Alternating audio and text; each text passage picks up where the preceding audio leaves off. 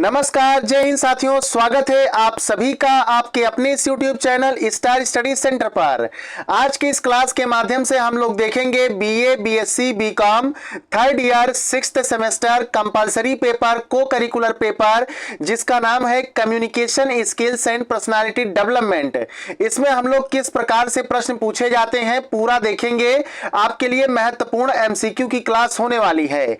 आप में से जिनका एग्जाम अभी नहीं हुआ है तो उनके लिए ये क्लास महत्वपूर्ण है। चलिए आज की इस क्लास को स्टार्ट करते हैं। पहला प्रश्न है, संचार का प्राथमिक उद्देश्य क्या है। यहां पर देखिए, संचार का प्राथमिक उद्देश्य होता है सूचनाओं का आदान प्रदान, इसीलिए इस प्रश्न के लिए करेक्ट आंसर हमारा विकल्प बी हो जाएगा। आइए चलते हैं अगले प्रश्न पर। अगला प्रश्न देखिए, संचार प्रक्रिया में प्रेषक का क्या कार्य होता है। संचार प्रक्रिया में सेंडर का क्या कार्य होता है। यहां पर इस प्रश्न के लिए करेक्ट आंसर हो जाएगा, प्रेषक का मतलब होता है भेजने वाला। क्या मतलब होता है? भेजने वाला। तो भेजने वाला क्या भेजेगा? मैसेज भेजेगा। तो संदेश को भेजना इस प्रश्न के लिए आप सभी का क्या हो जाएगा? करेक्ट आंसर हो जाएगा। यहां पे कम्युनिकेशन साइकिल में, संचार प्रक्रिया में, कम्युनिकेशन प्रोसेस में चार महत्वपूर्ण चीजें होती हैं। पहला, संदेश भेजने वाला चाहिए। दूसरा भाई, संदेश जिस माध्यम से भेजा जाता है मीडियम चाहिए। तीसरा, यहां पे रिसीवर चाहिए। और चौथा, जो रिसीवर संदेश प्राप्त करता है उसका फीडबैक देता है। तो यहां पे इन चारों बातों को आपको याद रखना है। आइए चलते हैं अगले प्रश्न पर। अगला प्रश्न देखिएगा, संचार प्रक्रिया में प्राप्तकर्ता रिसीवर का क्या कार्य होता है। तो ये संदेश को प्राप्त करता है। करेक्ट आंसर इस प्रश्न का विकल्प बी हो जाएगा। अगला सवाल देखिए साथियों, 4 नंबर का, संचार में बाधा क्या होती है। यहां पे आपके सिलेबस में है बैरियर्स टू कम्युनिकेशन।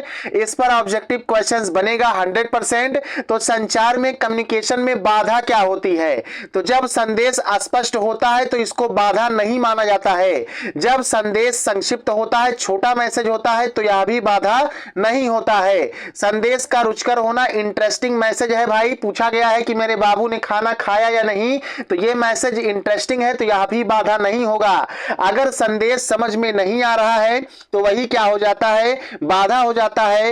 इस प्रश्न के लिए करेक्ट आंसर हमारा विकल्प क्या होगा? सी हो जाएगा।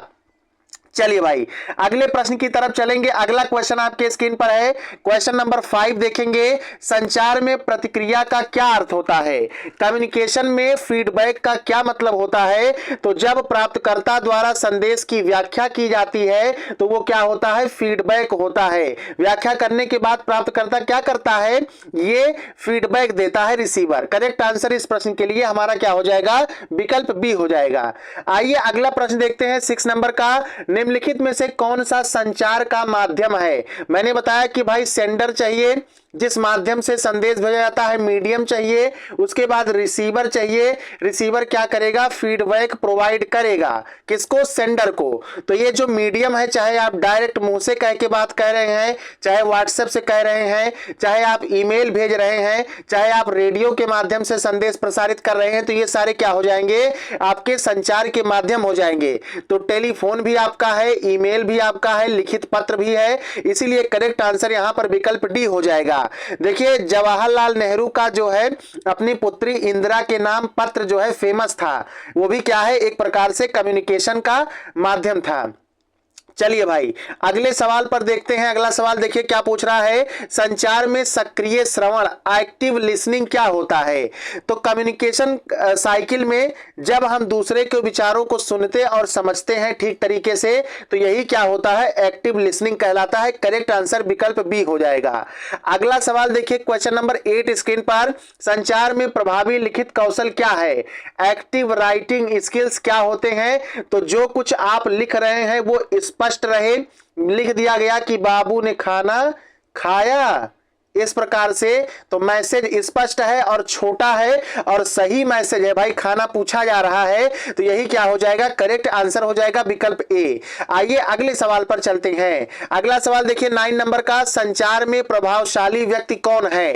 इफेक्टिव पर्सन कौन होता है? जो सुनता भी है और प्रतिक्रिया भी देता है ना। करेक्ट आंसर यहां पर सी हो जाएगा।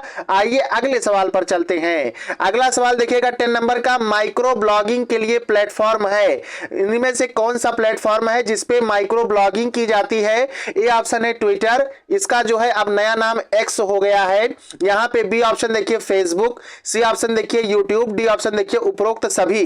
तो यहाँ पे माइक्रो ब्लॉगिंग के लिए सबसे सही करेक्ट आंसर हमारा क्या हो जाएगा इस प्रश्न के लिए साथियों? सही उत्तर है ए ट्विटर या फिर एक्स आपके विकल्प में रहेगा तो भी आपका करेक्ट उत्तर हो जाएगा। ट्विटर पे क्या की जाती है? माइक्रो ब्लॉगिंग की जाती है, जबकि फेसबुक यूट्यूब पे मैक्रो यानी बड़ा बड़ा वीडियो उस पे अपलोड किए जाते हैं।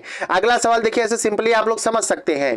प्रोफेशनल नेटवर्किंग के लिए प्लेटफॉर्म है, पेशेवर नेटवर्किंग के लिए प्लेटफॉर्म है, तो ना तो यूट्यूब है, ना तो फेसबुक है, ना तो टेलीग्राम है। करेक्ट आंसर यहां पर सी हो जाएगा लिंक्डइन। आपने वो तिरंगा मूवी देखा होगा जिसमें ब्रिगेडियर सूर्यदेव सिंह कहते हैं, ना गोलियों की बौछार से ना तलवारों की धार से, बंदा डरता है तो सिर्फ और सिर्फ परवरदिगार से। तो यहाँ पे प्रोफेशनल नेटवर्किंग के लिए प्लेटफॉर्म ना तो यूट्यूब, ना तो फेसबुक, ना ही टेलीग्राम। Correct answer LinkedIn. अगला सवाल देखिए, क्वेश्चन नंबर 12 देखिए, कम्युनिकेशन में इस प्रकार से भी प्रश्न कई बार पूछे जाते हैं। कौन सी फिल्म भारतीय सिनेमा में एक मील का पत्थर है? करेक्ट आंसर यहां पर देखिए ए विकल्प है दिल दे दिया सनम। गलत बात है भाई। दिलवाले दुल्हनिया ले जाएंगे, DDLJ ये बहुत फेमस फिल्म है। मिस्टर इंडिया अनिल कपूर की। यहाँ पे डी ऑप्शन देखिए शोले। तो भारतीय सिनेमा में एक मील का पत्थर साबित होने वाला मूवी जो था वो शोले था। 15 अगस्त 1975 को ये क्या हुआ था? मूवी रिलीज हुआ था। करेक्ट आंसर इस क्वेश्चन का विकल्प डी हो जाएगा साथियों। अगला सवाल देखिएगा 13 नंबर का, क्या पूछ रहा है? भारत में केंद्रीय फिल्म प्रमाणन बोर्ड का प्राथमिक कार्य क्या है? भारत में क्या है? Central board of film certification, CBFC है। इसको हिंदी में कहते हैं केंद्रीय फिल्म प्रमाणन बोर्ड। तो यहां पर देखिए इसका कार्य होता है फिल्म सामग्री के आधार पे प्रमाणित करना फिल्मों की कि फिल्म किस टाइप की है। तो देखिए 4 प्रकार से प्रमाणित किया जाता है।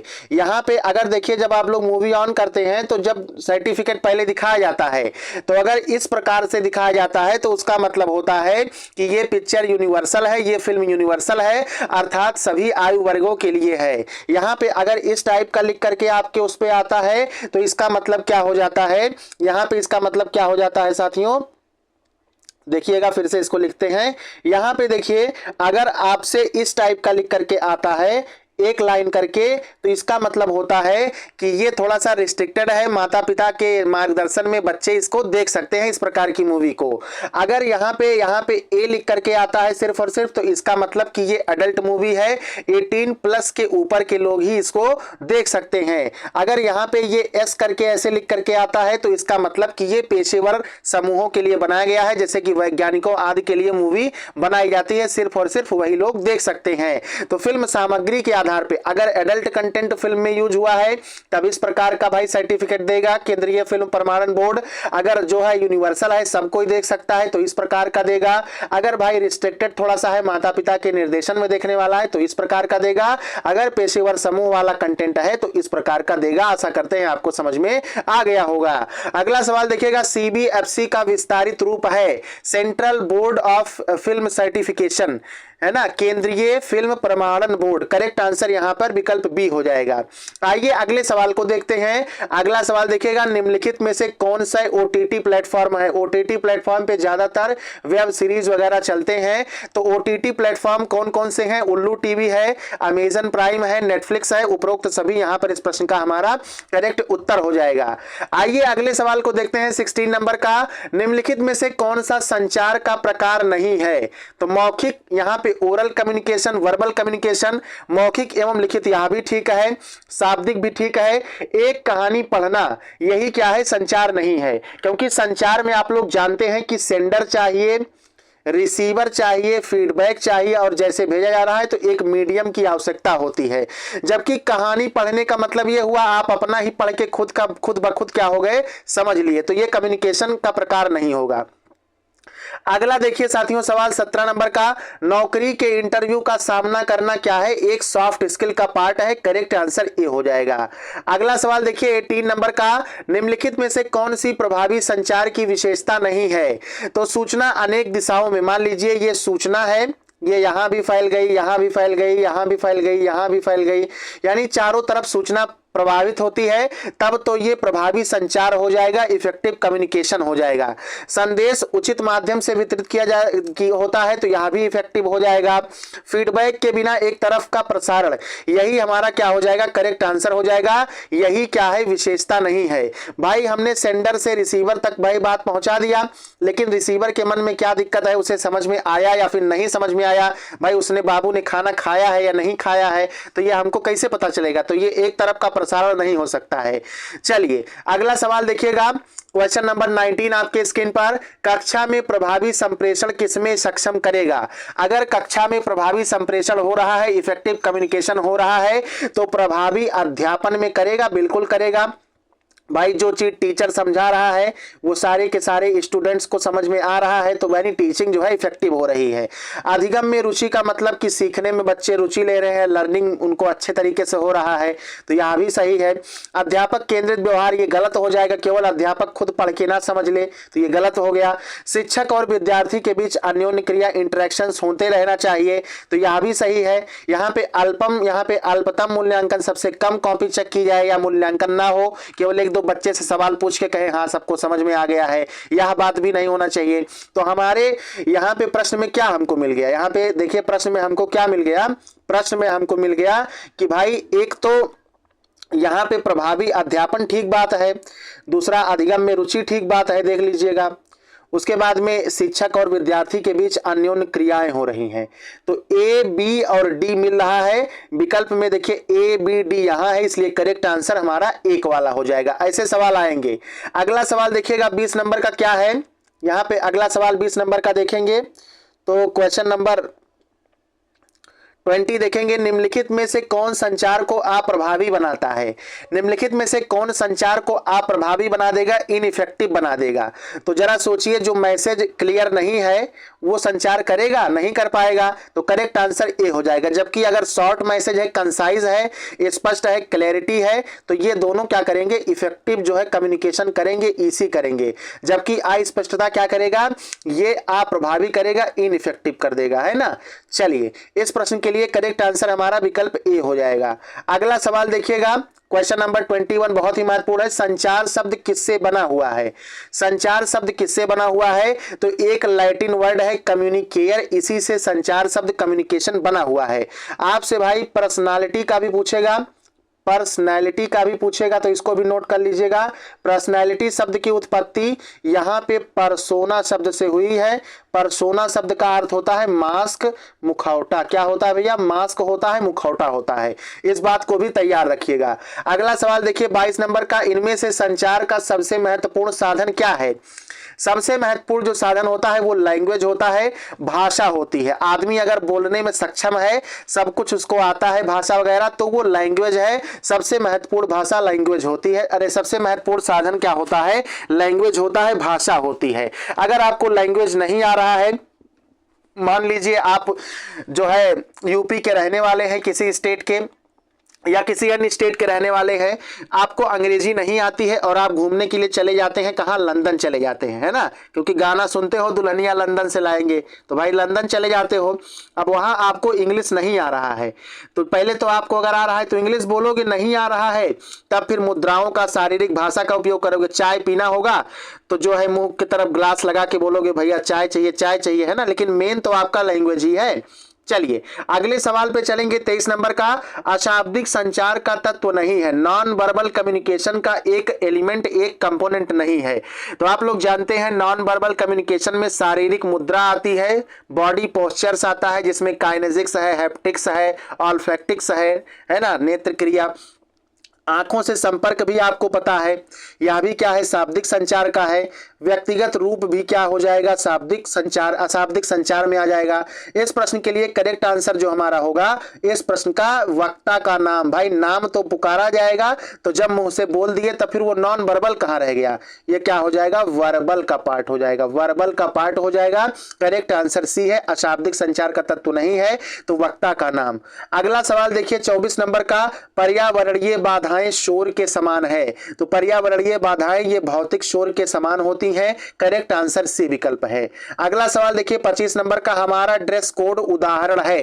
हमारा ड्रेस कोड उदाहरण है, ये नॉन वर्बल कम्युनिकेशन का एग्जाम्पल है। देखिए गांव में जब पुलिस पहुंचती है तो लोग पहचान जाते हैं कि पुलिस है। भाई किसी पुलिस महोदय को बताना थोड़ा पड़ता है कि हम पुलिस हैं। या फिर अगर डॉक्टर अपना आला वगैरह स्टेथोस्कोप वगैरह लेके खड़ा हुआ है या कहीं भीड़ भाड़ में है तो वो भी पता चल जाता है कि ये डॉक्टर हैं, है ना, तो बताना नहीं पड़ता है। तो ये अशाब्दिक संचार का उदाहरण है। अगला सवाल देखिए 26 नंबर का, जब प्रश्नों की एक नियत सूची समान क्रम में सभी प्रतिभागियों को दी जाती है तो इसे किस रूप में जाना जाता है? समान क्रम में, यहाँ पे देखिए सामान लिख गया है तो यहाँ पे इसको काट के समान क्रम लिख लीजिए, है ना, समान क्रम में सभी प्रतिभागियों को दी जाती है। देखिए निश्चित हो गया, स्ट्रक्चर्ड हो गया, तो ये स्ट्रक्चर्ड इंटरव्यू हो जाएगा, संरचित साक्षात्कार हो जाएगा।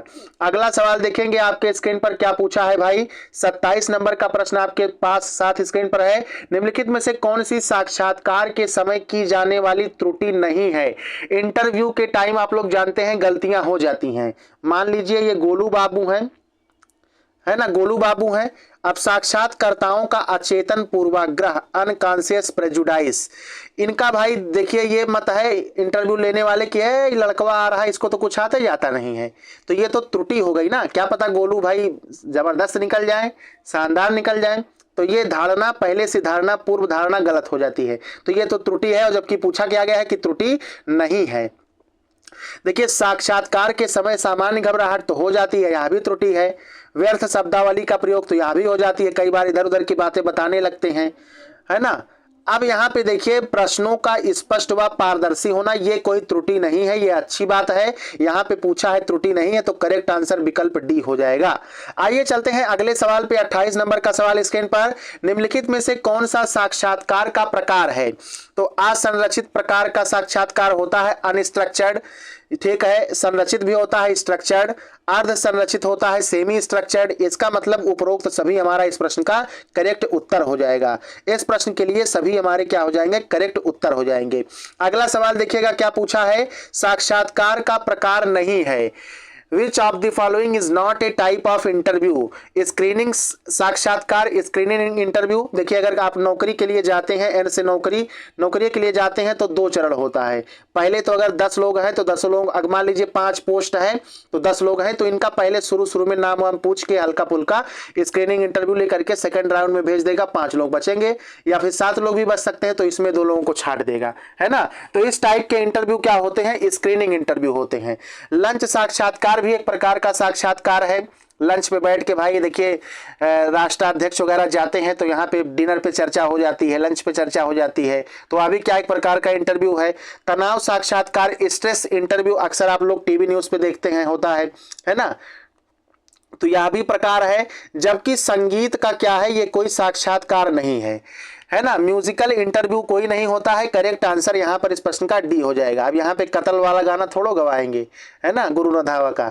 चलिए 30 नंबर का सवाल देखिए, इनमें से साक्षात्कार में अपमान आम बात है। इनमें से किस साक्षात्कार में अपमान जो है वो आम बात होता है? तो स्क्रीनिंग में अपमान नहीं होगा, समूह ग्रुप इंटरव्यू में अपमान नहीं होगा, व्यवहार में भी नहीं होगा, यहाँ पे तनाव साक्षात्कार में। इसमें इस प्रकार के वाक्य बोले जाते हैं कि आपका इंसल्ट भी हो सकता है। करेक्ट आंसर इस क्वेश्चन का विकल्प डी हो जाएगा। साथियों आज का क्लास अगर आपने ध्यान से देख लिया है तो आपके एग्जाम में बिल्कुल इसी प्रकार के प्रश्न आएंगे और 90% ये भाई बिल्कुल गारंटी है, ऐसे ही प्रश्न मिलेंगे। आपको डिस्क्रिप्शन में को करिकुलर 6th सेमेस्टर नाम की प्लेलिस्ट मिल जाएगी। वहां पे हमने राजा महेंद्र प्रताप सिंह राज विश्वविद्यालय का पेपर सॉल्व करवाया है, वीर बहादुर सिंह पूर्वांचल विश्वविद्यालय का पेपर सॉल्व करवाया है, सिद्धार्थ यूनिवर्सिटी कपिलवस्तु का पेपर सॉल्व करवाया है, कई सारे मॉडल पेपर सॉल्व करवाए हैं और आपको महत्वपूर्ण प्रश्नों की श्रृंखला दी है। साथ ही साथ जो क्लासेस होती हैं उनका पीडीएफ पाने के लिए आपको टेलीग्राम चैनल का लिंक ज्वाइन कर लेना है। लिंक आपको डिस्क्रिप्शन में मिल जाएगा, वहां से आप लोग जो है ज्वाइन कर सकते हैं। साथ ही भाई को करिकुलर 5th सेमेस्टर के लिए जो साथी आपके अगर है दोस्त या फिर छोटे भाई बहन तो उनको बता दीजिएगा, जब वो 4th सेमेस्टर से 5th सेमेस्टर में जाएंगे तो को करिकुलर 5th सेमेस्टर की भी क्लासेस जो है स्टार्ट है, जो है आपको को करिकुलर 5th सेमेस्टर के नाम से प्लेलिस्ट मिल जाएगा, आप लोग जो है देख सकते हैं। साथ ही साथ आप हमको इंस्टाग्राम पर भी फॉलो कर सकते हैं, अपनी क्वेरीज पूछ सकते हैं। चलिए मिलते हैं नेक्स्ट क्लास के साथ। जय हिंद, जय भारत, वंदे मातरम।